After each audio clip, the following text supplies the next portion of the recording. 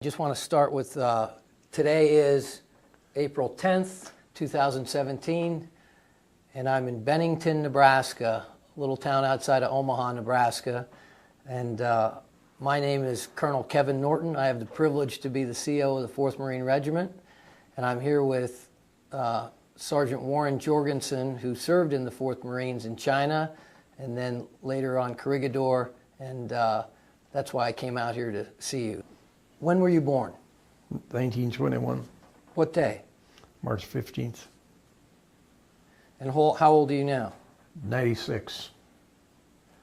Where did you grow up? A little railroad village called Bertram, the east of Cedar Rapids in Iowa.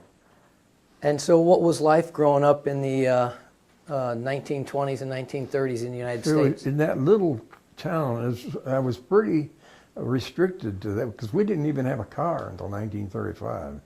And so there was only maybe 10 other kids in town to play with. So to be honest with you, Colonel, I think I led sort of a sheltered life. Anyway. Small town, middle America. Small town. The Marine Corps was the best thing that ever happened to me. So what was there a recruiting station somewhere in Cedar Rapids that you went down to? Yes, I answered an ad in the Cedar Rapids paper. It says, few good Marines noted for Asiatic station. I thought, gee, that sounds romantic. And where did you, once you signed up, tell me about how you left Iowa and where did you head next? Boot camp? Yeah. To enlist, I had to go. They did have an office, small office in the post office in Cedar Rapids, but I had to go to Des Moines where the major was for signing in. And on that particular day, 3 of us, 2 from Nebraska and myself from Iowa, took the oath, and they put us on a train at 4 o'clock that evening and sent us to San Diego. And from there, it was a whole new world. What was recruit training like in San Diego? Can you describe that for us? I can tell you the first morning was just, I wondered why I made that mistake. Good Lord. I think it was 5 o'clock in the morning. Anyway, it was, boot camp was a piece of cake to what the guys go through now. We did fire the range, and we did go to Pendleton down there to do that, and we used most of the weapons except hand grenades. And the hardest part of it all was adjusting to the language. I was, like I told you, a sheltered life. I never heard bad words like that. My God. So you quickly had to adapt, and then we did have differences between the guys from the south and the guys from the north. There's only 25,000 Marines in there when I enlisted. What was the pay like back then? $21 a month. $21 a month. And private, and the PFC I believe was 30, and then they upped it sometime in, I guess, 40 to $30 for the PFC and 36, or 30 for the private, 36 for the PFC. When you went to the rifle range to qualify, was it a 03 Springfield? Yes. How'd you like that rifle? Liked it. After you got used to the sear, you know, getting past that little thing on the sear, I liked it. Was it accurate? Oh, yeah. When, you also said you fired a Tommy? Tommy gun, close to Colt pistol. We went in the tear gas chamber. How long was we were 90-day wonders. 90 days. Colonel, yeah. And when you came out of recruit training, how did you know, was everybody an infantry guy? How'd you know what job or specialty you were going to get given? Didn't know. We first thing we know, we got left recruit depot.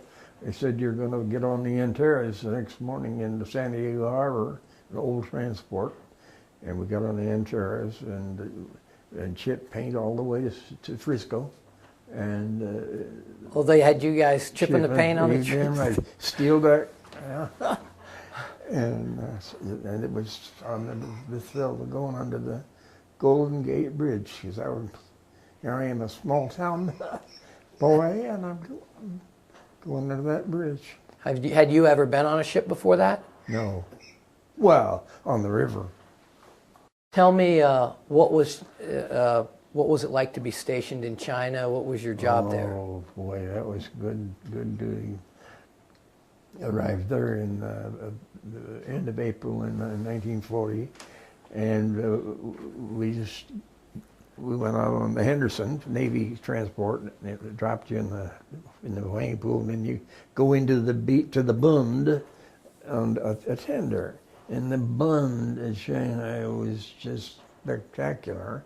We were put on a bus, one of those canopy buses, and I, by myself, was let out at A Company, and the other guys then were distributed around the regiment. We had 3 different areas: 1st Battalion, 2nd Battalion, well, regimental headquarters, and motor transport.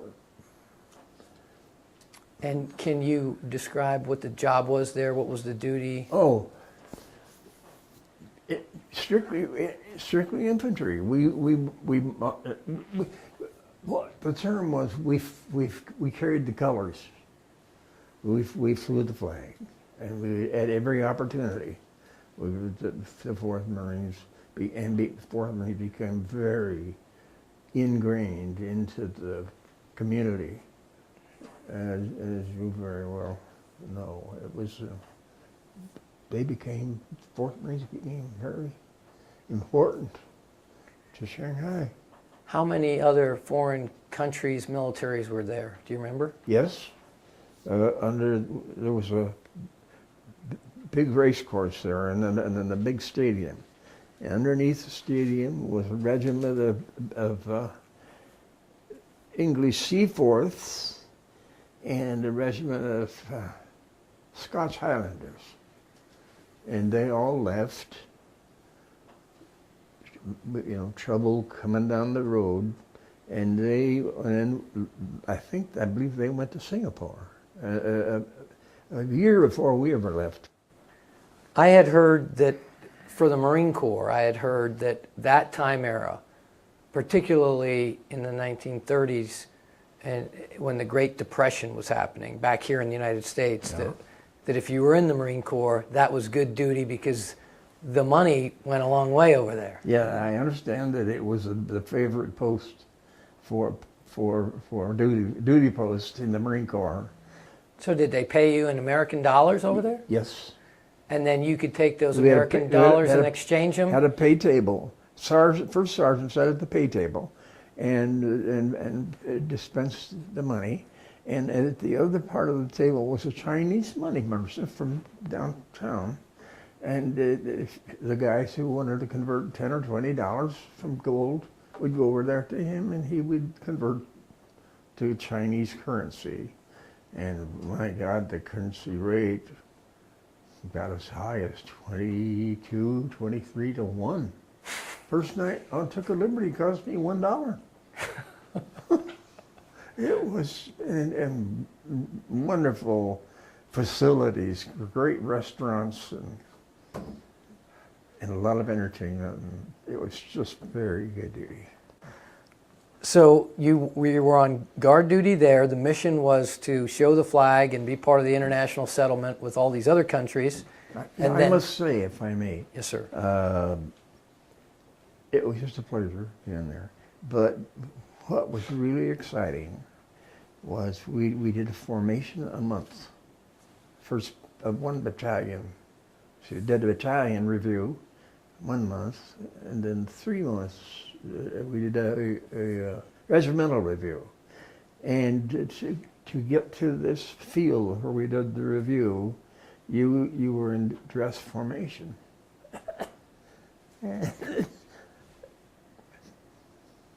That's really breaks me up. There was nothing more thrilling to see a string of 500 Marines in unison parading along the street and trying to fly the flag. And the people would stand there and gawk, and you knew the kids were enjoying it. And that was the highlight. I'll never forget this Sousa marches. Yeah, Yeah.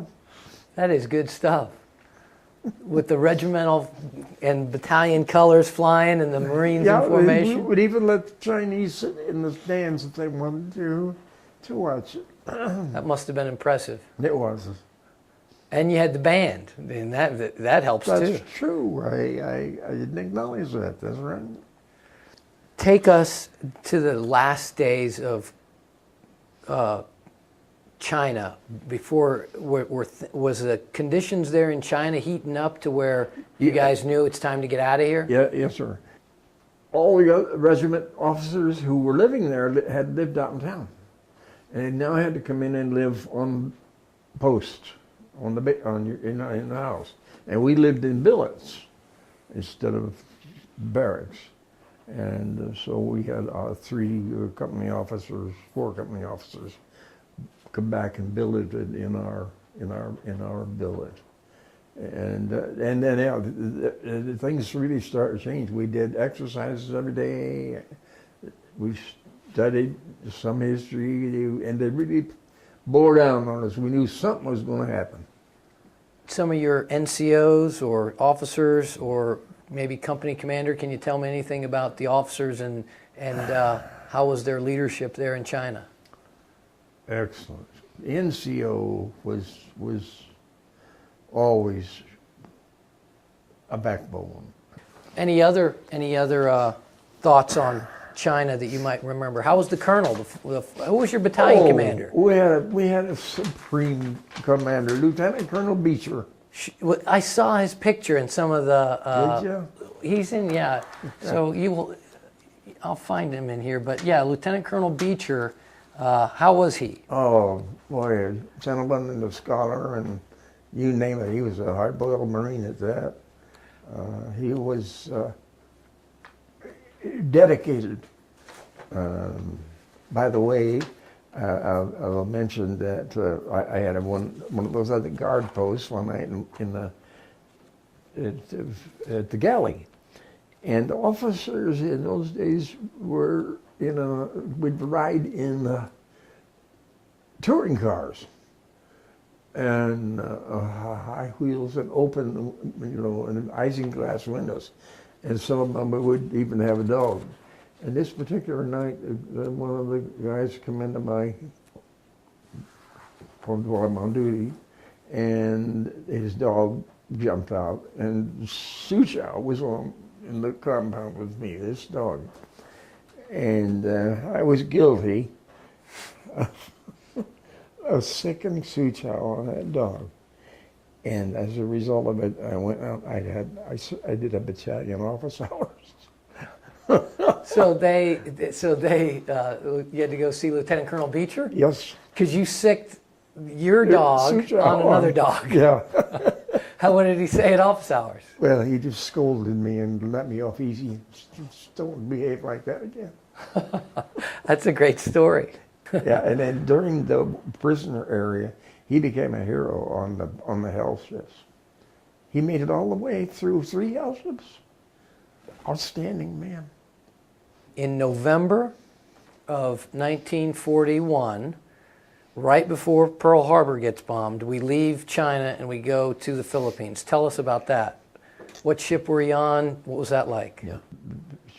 Shanghai was always visited by the president liners. Apparently the government released one of these, or 2 of the president liners, and they brought in President Madison and the President Harrison.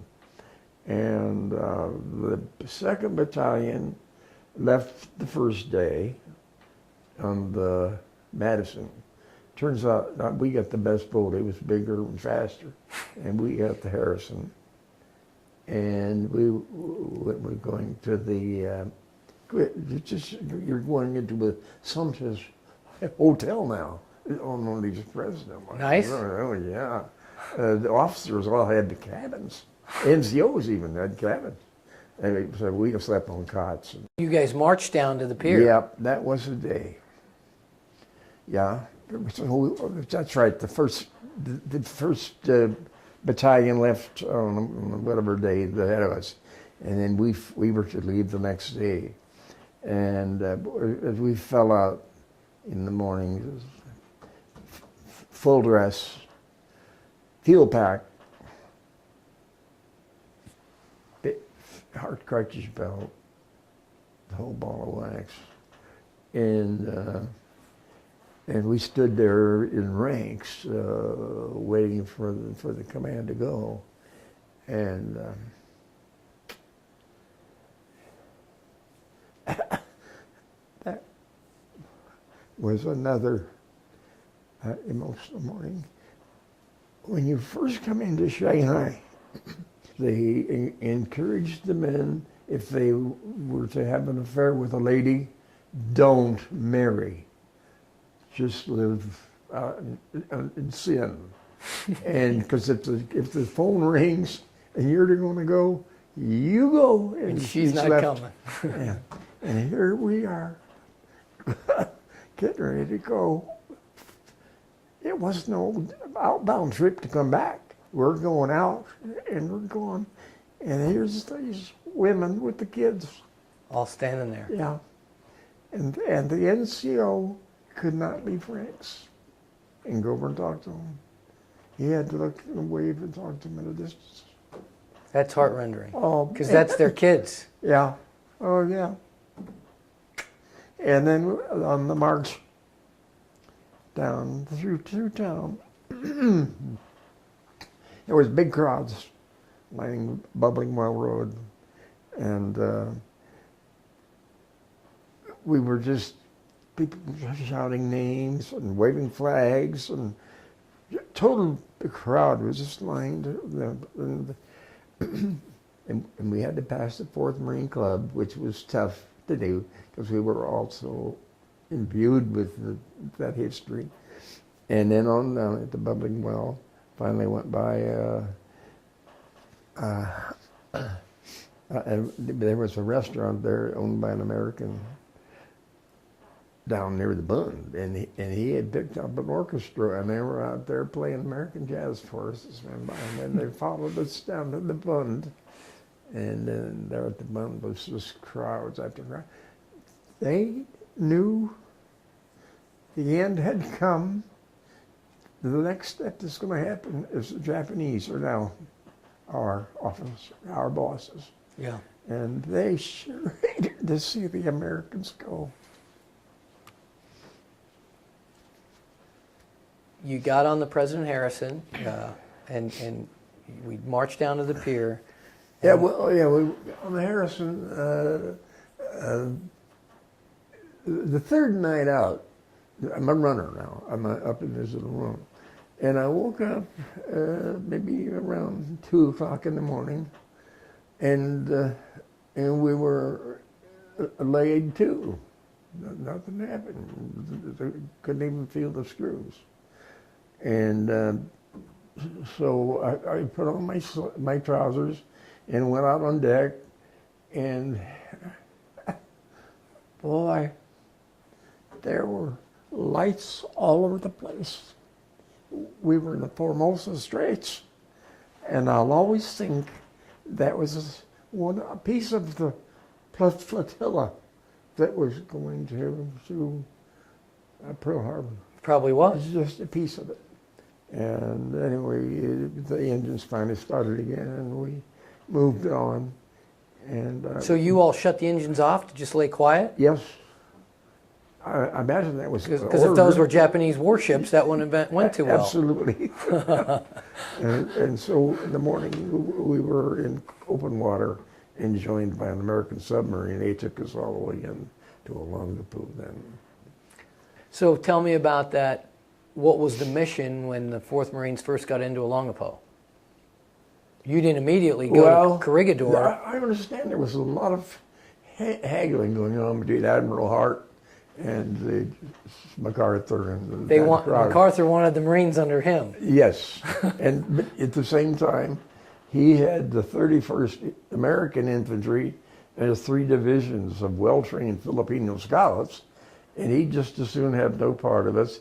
And Hart had been pressuring him to get us to come to Corregidor. Why? Because of that naval tunnel on there. So he didn't want to lose Corregidor at any expense. And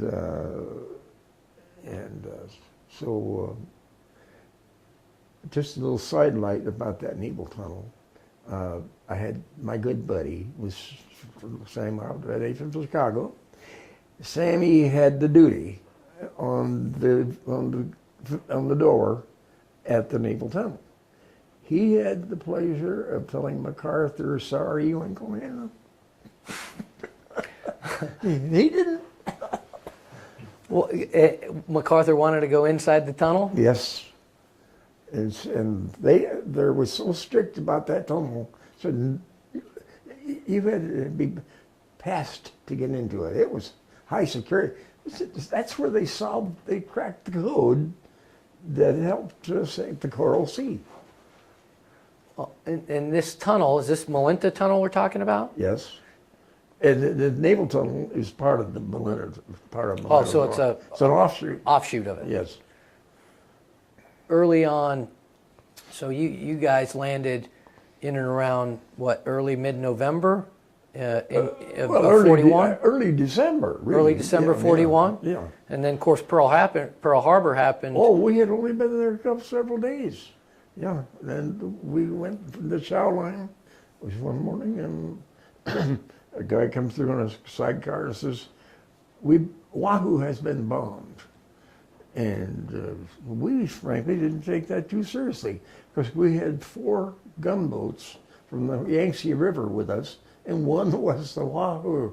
So we thought maybe they had hit that gunboat. You thought they hit that ship. You bring up a good point, and that's the point of back then and just the media, and oftentimes you don't know what's going on. Oh, you're right.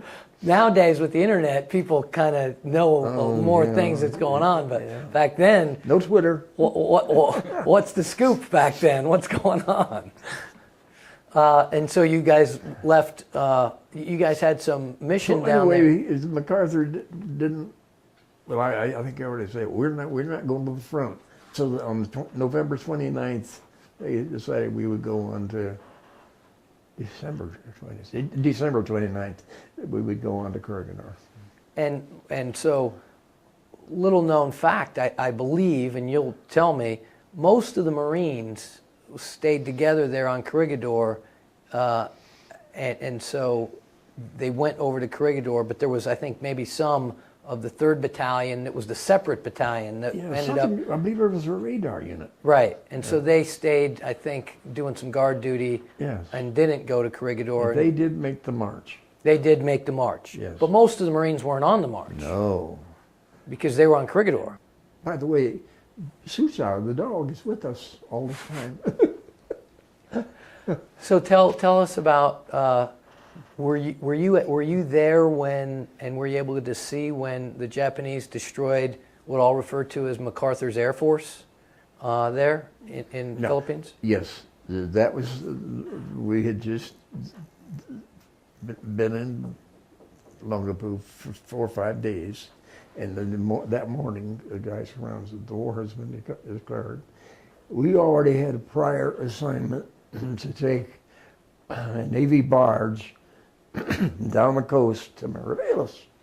And so even though it was an early reveille, they decided that, and what's going on, what the heck, we're still going to make the trip on the Navy barge. So as we're on the barge and going down the coast, slowly, the sailors on board were getting news about Pearl Harbor, and they heard how drastically it had happened. And directly some of those same sailors said, "Now look ahead there, that island, it is the entrance to Manila Bay, and that's Corregidor." And didn't think too much. Anyway, beautiful at a distance. About that time, we heard engines. This is the first day now.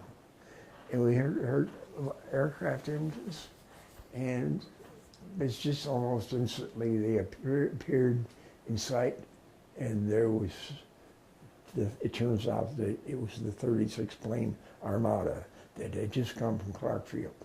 And they were just lifting high on the way back to Formosa. Man, I said, this is no drill. So they were trying to get those planes out of there? Well, no, they destroyed. These are the Japanese planes you're talking about. Yeah, right. 36. Japanese bombers, right. The American ships had been up in the morning, I understand. A few of them had been around. And they come in for chow. That's what I had heard too. They couldn't. They had to come in to refuel. Yes, and so they were all on the ground, perfectly lined up, ready to be denominated. And then they destroyed them. Yeah. Then I believe it was the next day that they got Cavite Point, and that was a bad scene too. With Japanese bombers. Yes. And you guys end up going to Corregidor. And then the Army falls back to Bataan, correct? Yes. And the mission of the fourth. They had to destroy a bridge so shortly out of Manila to break the advance of the Japanese, and they did get the job done. And they destroyed the Tarlac Bridge, I guess was the name of it, and they were then ensconced on Bataan, and the Japanese finally got over that break, all right, and then the battle went on for 4 months. And so Bataan fell April 6th. April 6th. What were you guys thinking over there on Corregidor when that happened? It was a bad feeling because those gun batteries in the distance firing were coming closer and closer and closer and closer. So, down the line, man, it's going to be some price to pay. What was it like with MacArthur on Corregidor? Because I had heard that when you all first got there, you went into that nice barracks up in Middleside. Oh, Middleside. Oh, yeah. God, yeah. After coming to Mariveles, where did we go? They put us out in the jungle in some nipa huts. And I said, well, I was out of town. And one day here comes the air raid siren again, and we figure it's us. And we looking out the window, and no, they're going that way. And that takes them over Mariveles. And on the Mariveles was a French ship that the American government had apprehended. And we had 6 Marines on there. 4, 6. Anyway, 2 of them were killed on the bombing. And just a bomber came over and dropped its 3 bombers. And you guys were inside the barracks? Inside the nipa huts. Okay. And there was 3 miles away. We could see with the window open, you could hear the rattle of the descending bombs. And if you were careful, when the sun was glistening, you'd see the bombs falling, and it destroyed that French ship, and it burned. And so they destroyed that French ship and the barracks the same day? Right. And our dry dock. Well, there was no barracks there. No, the barracks had happened a week before. Okay. So it says, after the barracks bombing, he said, oh, boys, we're here for business. And he said, the 3rd Battalion's going here, 2nd here, and 1st there. We drew Monkey Point, which was the end of the island, curved into the sea. And it was a high terrain and a natural place for the Japs to land. And so it was our luck to draw the 1st Battalion. But while we're getting set up there, MacArthur's house was out in our bivouac area. What was the Marines' thoughts on MacArthur? Did they respect him? Was it a Well, at that time, frankly, we kind of thought it was smart what he did on Bataan. He made some bad errors. There's a lot of stories and a lot of supplies got lost, people died, but that was still a good strategic move. And so was a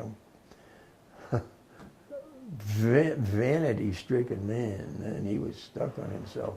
He was still a good general, as far as I'm concerned. Tell me about working with the Filipinos and the nature of the regiment. The regiment at this point has grown, has it not? Oh, yeah, we took on, when Bataan fell, there was oodles of guys swam that 3 miles of water to get to Corregidor. It's a pretty long swim. Yeah. In ocean. Come on bankers and pieces of wood, and it must have been a lot of guys lost that got swept out to sea. But a lot of guys made it. And what were they going to do with them? They put it in with Marines on beach defense. We didn't have any more Springfields, but we did have, there'd been a barge load of Enfields, English, out there in the close in. So we distributed the Enfields to the oncomers. So the night of the landing, there was 6 of us Marines and 8 sailors and Filipinos. How were the Filipinos as far as being? All right. The Philippine Scouts, by the way, were just fantastic. When we talk about Corregidor, you talk about being on the beach, and the situation had gotten to the point where you knew the invasion was coming. Tell me about what I've got to believe it's pretty tough on your mind when you're in a fighting hole, foxhole on the beach, and you're just That's waiting. a good point. I'm glad you brought that up. A foxhole with one person in it is no good. You got to be with buddies. I sat in that stupid foxhole and just thought everything. No good. Just not good. So that's an important piece. Better to have 2 guys than one in the foxhole, just for the psychological aspect to it. Oh, and that's going to lead me to the last thing I wanted to say. Up until the day before the Japs landed, we guys were still calling each other names and telling stories and laughing it up till one day before the end. Yeah. Well, that's an important part, is humor in any military organization, no matter how bad it gets. Hallelujah. I had read that they had a lot of provisions, but they were rationing a lot of those provisions. Yeah. I understand that in the tunnel they were still having meals. So that is the staff, of which must have consisted of a couple of thousand. They were still doing all right, but they never saw the light of day. It was the 4th Marines and the 59th and 60th Coast Auxiliary that were all out on the top. Most of our time is either bomb air raids or shelling, or early on we had a couple of fair fights, and then whatever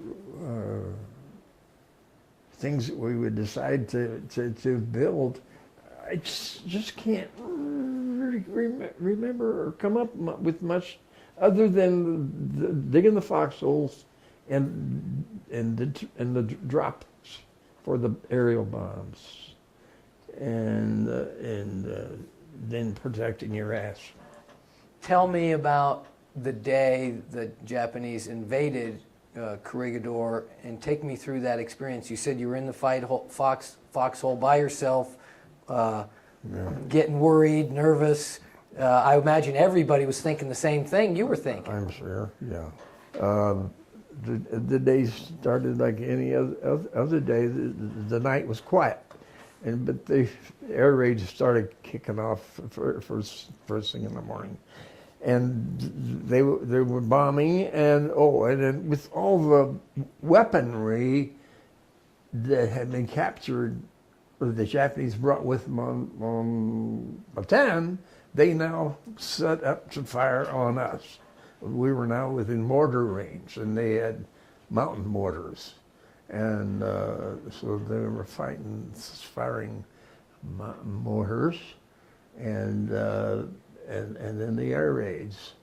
And it was place, smelled of whatever, shaconite or whatever it is, and the noise was immense. And anyway, I'm sitting in my foxhole, and I can look out on the beach. And there, the Pacific Ocean was blue and pretty, and fish were jumping, and the whole other side of the world was right down there. And so being by the foxhole, it was murder until then late in the afternoon, late that night. Well, what really shocked me was that apparently an artillery piece on Corregidor, or on Bataan, the Japanese, was bracket firing. They were coming down the beach for landmines. Trying to get the landmines. Yeah. And boy, I'd say I got petrified there. It was disastrous. Anyway, it finally ended, and when the dark started to settle, a bunch of us were close to the back galley, and we thought, well, maybe we could get some sea rations. So we ran over there to get see if we could find some chocolate. And while we were over there, which was a mistake, they started shelling again. And so the nearest safety is right over here is Millennium Tunnel. And so we went and stood inside for a while, and then directly a runner came in and said, all Marines and the mix of Army in there are wanted outside immediately. And so we went out there, and there was, maybe a couple hundred of us, and we formed, no officer, but an NCO, or two NCOs. And we made it just a semblance of a formation, and he said, we're going out to the beach. Boats have been heard, landing ships, landing craft has been heard on the beach. They're out in the bay, and then they're approaching Officers Beach, and we're going to go out and meet them. And so that's... and so you guys were heading back to the beach with this formation. Yes. And on the way to the beach, tell me what happened. Well, we've eventually come around, as we're approaching close to Denver Battery, and we run into a dead soldier who I recognized, because we were close position to that. And we kept in formation going on up this hill, and suddenly machine gun fire broke on us. And we all dove for the ditch, and I don't have any hand grenades, and I don't think any of the guys did. Anyway, we're maybe move around. The machine gunner he got us dead to ringer. That's when the moonlight was shining. So moonlight night. Somebody says D Company's coming. D was the weapons company, and Captain Castle was the skipper of that, and so they should never have said that, but several people are. Captain Castle, there's a machine gunner ahead, and he come right on in onto there was a street light up there, and right then the gunner got him, cut him down, right like that. Japanese machine gunner. Yeah. And anyway, I got kind of blank. I remember we all ran out of that area, and they said we're going to go on the north side, on the Bataan side. So we went that was right. And believe me, I cannot really remember a lot of what went on that night. But when I come to my senses in the morning, I realize that we're in a skirmish line at the base of Water Tower Hill and Battery Denver, and apparently we're there at a detour and he driving the Japs on the Maleta Tunnel. And there was I was behind a pile of rubble, and there was a guy laying prone over here to my left, and a guy had something else over here, I can't remember, maybe about 10, 12 feet, 20 feet apart. Anyway, down the line is this sergeant. I never found out what his name was or anything about it, but he'd been a boxer or something, had a broken nose. And he had the courage to stand up there and keep firing, you bastards. He said, we're going to knock those little sons of bitches out of there. Keep firing on that. You know. And he was sure a help. He took some of the fear out of it. And so anyway, I've got a whole clip of bandolier of rifles, cartridges, and so I've been firing up there. I saw something. The guys zaps like trees, and I thought I had one. Anyway, the next thing I know, I had changed it and put a new clip in, and wow, I got hit in the side, and that knocked me over, and so anyway, to make a long story short, I thought I was a goner. And the guy next to me over there, he said, there's a corpsman back in that building back where the remnants of a building, the foundation. And by that time, I just found out I could maybe move my legs a little bit. So I crawled on 20, 25, 30 feet and got in that entrance and in there, and sure enough, there was a corpsman all by himself. And so he dressed my wound, and he said, you got no business being out here, pal. He says, you might as well head for the tunnel. Says, you're not going to be in your condition. So I legged it toward the tunnel and finally made it. Just before I get to the tunnel, there's we have a winding road and all the hulks of the Marine cars that are left there from civilian days, from peacetime days. I come around the corner, and out from between the two cars steps a sailor, and he's got a Colt in his hands, and he says, Marine, can you help me? And I'm kind of anxious to get into the tunnel, but I stopped, and I ejected he had a bullet in the drive, so I ejected the so it was bullet. Jammed up. Yeah, right. and asked him. Took the time to ask him what the hell was he doing there by himself. He said there's officers inside they're assigning certain guys to go out and look for Japs. Just with a pistol. Go look for Japs. Yeah. And so anyway, I then got back into my run and finally made it inside. But can you tell us that story again about the two sergeants that went up with the hand grenades to Battery Denver and got on the water tower? We were blocking any travel of the Japs toward Maleta Tunnel, so we were congregating around Watering Point.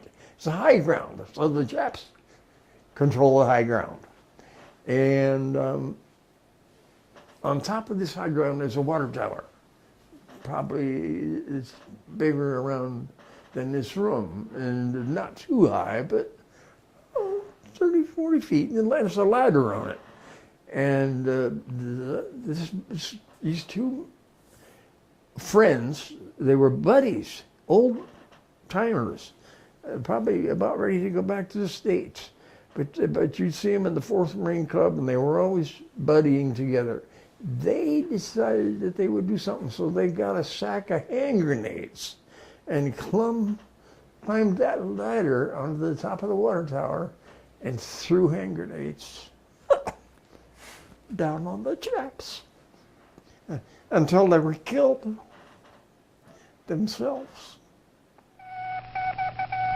We've got about 55 minutes, and I feel sick at my stomach. I am really low down. They are around now, smashing rifles. They bring in the wounded every minute. It is a horrible sight. You're wounded in the tunnel, and I read that in your book, and then you end up on a working party after several days, and then you end up... I was in the hospital for 6 weeks. Right, yeah. in Malinta, yes. right? Yeah. And then eventually... The main body of prisoners went off at the end of 2 weeks, but the rest of us, it must have been more serious than I thought. Anyway, I was still there in the 6th week, and one day they said, your time has come, so meaning that I left. And when we left, they said, you're going to go into a work detail on topside. And so 2 Japs in a truck pulled up, and they took us up to topside. There was 150 men in that detail on the topside, and we were picking up shrapnel and metal, everything going back to Japan. So on one of the days of scrap iron detachment, probably 30 of us, the day had ended, and we bundled particularly the sheet iron, you know, those thin stuff that you make garages out of, and we had, and bundled them, and the truck was loaded, and the guy who was the head honcho for the Japs had us line up, and he got up on a 50-gallon drum, and he told his men to pass out cigarettes. He gave each of us a pack of Japanese cigarettes, and then he talked. He was kind. Yes, sir. He said he was sorry that he was a good-looking old gentleman. He was a Japanese Marine, probably 50. Was a good-looking guy, and he kindly said, "We regret of the circumstances in their own style of wordage," and he said, I only wish that you would arrive home safely. God bless you." I couldn't believe it. Yeah. That's my enemy? Yeah. Geez. So that was one of the couple of acts of kindness that I got to see. What happened after that working party, and when you left Corregidor, where'd you end up? Went to Clark Field, just about the time that they were forming a detail to go to Clark Field and work on that runway. The Americans said Japanese had damaged it badly, so 1,000 of us, with a new captain, whose name I must look up, a great man, we were bused. No, we went out in freight cars to Dow, a little town called Dow, out by, can't remember now, but you'll know from the map. And that's where we got out, and our assignment there was to dam a stream. And so we would rock and cement, and made the dam for this, and then they had us work out on the airstrip. And see, that was at Clark Field. Since I was there a whole year, this was a ferrying point for the Japanese craft coming from Formosa to go to the Solomons and run that way. And every once in a while they'd have an accident on the runway, and we would get a little excited, and they would then harass the hell out of us, beat us up, don't be so damn happy. I remember one day at noon, a flight was coming in, and it was a nasty, gusty rainy day, and you saw the two planes come together and fall down in pieces, and we, I think, got excited. I don't remember. Anyway, Cheered or something? yeah, they weren't very nice to us. They beat us up a little bit. What was the daily rations and food like? You mentioned that you were in a G-string. Rice and soup. Rice and soup. Yeah. How much weight did you lose? Quite a bit? Quite a bit, yeah. Quite a bit. About 70 pounds. I was about 100 weighing about. And what, you're normally about 170? 175. And But you know what? I've never talked to anybody about this. But you look at the pictures, and you'll probably find some somewhere. One of them is at Hanawa. And here we are. This is when they found us, the aircraft, and we're up on the roof of the garage and things like that. And you look at that, and you say, those are skeletons. Those guys look pretty good. They're wearing hats and everything. We became a piece of iron. And I think and we strengthened by the lousy diet and steady work and exercise. We were really kind of, well, we were not the skeletons that they were at some of the other. like in the Nazi camps and Yes, so forth. yes. and so Well, on. or even probably even Canada, but Canada won. Canada Nichols Field was horrible. And we lost a bunch of Marines at Palawan. Yeah, they were more like concentration camps all Yes, yeah, no, they were barbed wire. And but we never worked. I must look up that skipper's name for the Army captain. And he took no shit from the Japs. They wanted workers. And so it turns out that with 1,000 of us and him above, they worked out their own details. We didn't have to bow. And something else we didn't have to do. However, we didn't have to learn to count in Japanese. In other words, the other deal. You're going to make a deal, you're going to make a deal. And so we had to count in Japanese. And we worked 6 hours, 6 days a week. And so, but he was gutsy. Did you, when you were at that Clark Field, were other members of the 4th Marines over there with you, or was it just a mixture of Army guys, Navy guys? And Yes, that's right.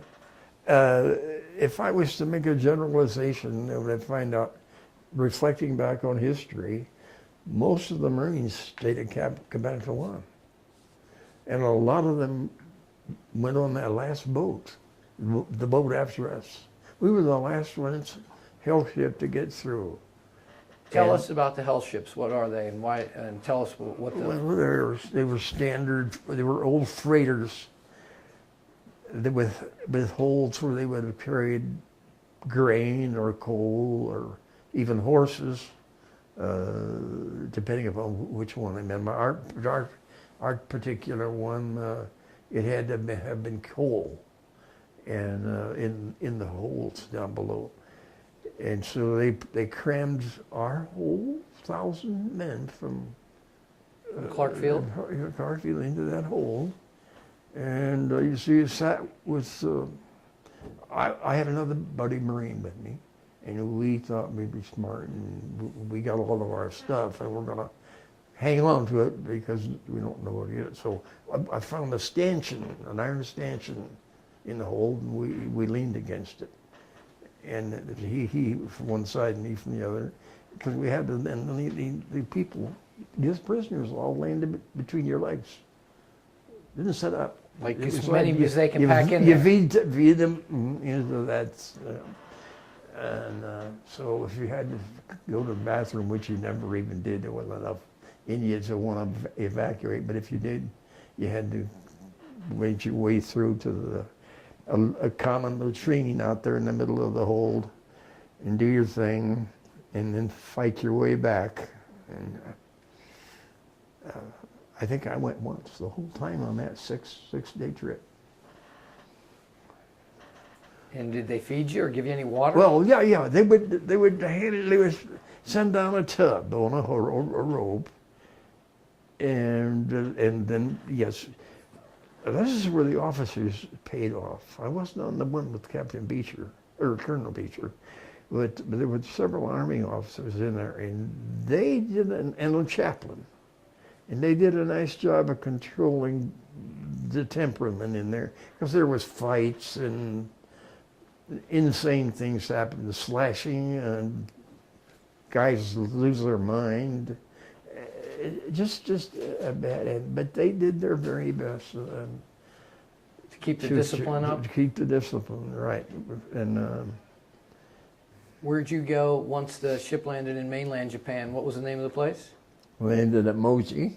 Moji? Yeah, and we went through, apparently through a tunnel through Tokyo, and after we passed through Tokyo, they put us on a train, and the goal then was to drop off 50 here and 100 there and 50 there, and they brings off the prisoners, and in your cars that you were sitting in were all boarded shut, so you could, people outside couldn't see us. And we got little rations of rice, and there, I think we were on that trip 3 days, from going from the Tokyo curb to Hanawa. Hanawa. Up in the north part of the mountains. And what was your job up there? Worked in a copper mine. Copper mine? Yep. What was the work like? What'd you do? In my case, we would take in the morning we'd get there, we get on a little electric train, and go down maybe a mile or so, and they would to a drop-off point, and you went down wooden ladders, 3 levels, I guess it was. So it's kind of warm down there, and stinky and wet, but. So you work in this lateral. They had engineers would blast the rock, and then the prisoners would take the rock, put it in the wheelbarrow, and wheel it to an elevator, and you trip the elevator, and it would then drop the orb rock into the furnace down below. And so I was on one of those crews. Good leaders that you had up there as far as the guys keeping the discipline for the workers? Yeah, that same captain, I stayed with that captain. I was happy to be with him. And he had a couple of good lieutenants that stayed with him. We were, as far as the Japanese were go, he probably occupied a little bit of a privilege, I don't know. Your experience as a Marine, I mean, you went through some horrific things as you went from the height of Asiatic service in China to the low of captivity and Corregidor and the battle there, and you experienced most of World War II as a prisoner of war. Yeah. What would you tell a young man joining the service today, and the Marine Corps in particular? I don't care what your real background is. I hope it's a good one. But if you pay attention to your DI and just keep your nose clean, man, you're gonna be damn happy you was there. It's the best thing that ever happened to me. And so after I was wounded, and how lucky I am, I sort of became a little religious. God saved me.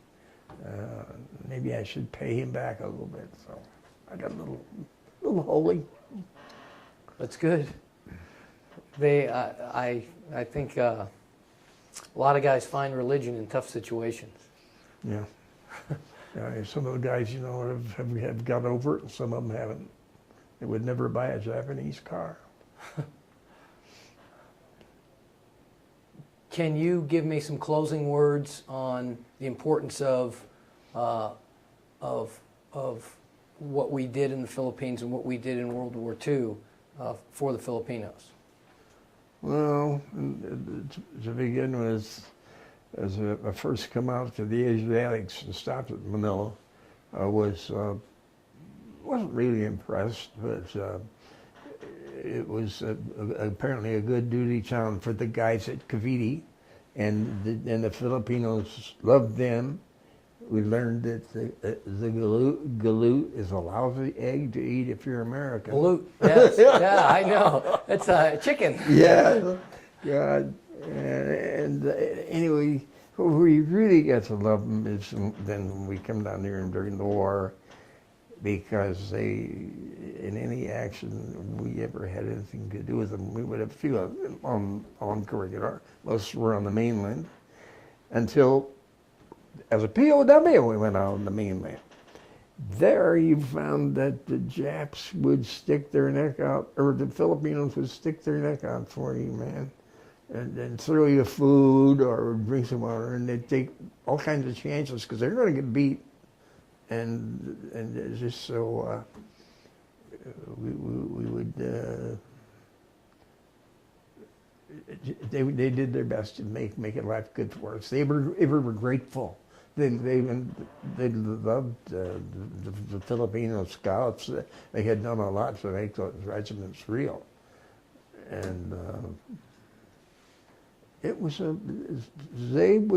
the fact that they would stick their neck out for you like they did, it bonded us with them. They were just supremely wonderful. Well, thank you. I appreciate your time today.